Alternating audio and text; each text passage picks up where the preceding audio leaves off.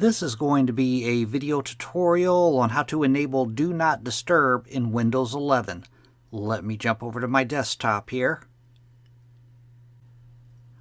I am on my desktop now.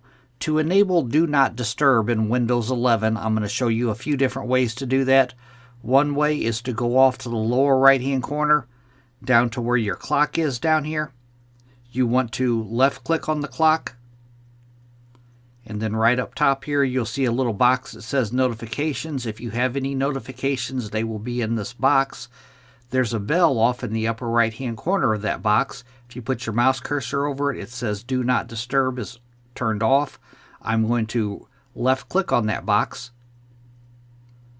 Now, as you can see, I have turned on Do Not Disturb. It is turned on. Another way to do it is to go to your Start icon down on your taskbar.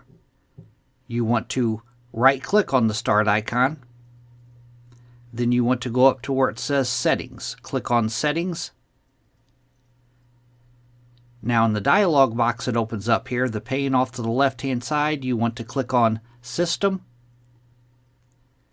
And then you'll go down to where it says Notifications. And you want to click on Notifications. Then right up here, Do Not Disturb. You can see I have it toggled off right now, but to turn it on, I would toggle this on. Another way you could do it, I'm going to toggle it back off, is the box below it, turn on Do Not Disturb automatically. If you click on this,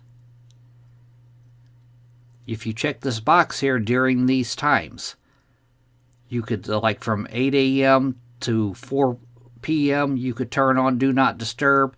You could have it repeat daily or weekends or weekdays. You can kind of customize it. And down below here, when duplicating your display, when playing a game, when using an app in full screen mode, or for the first hour, a Windows feature update. Those are ways to enable or disable Do Not Disturb in Windows 11. Thanks for watching.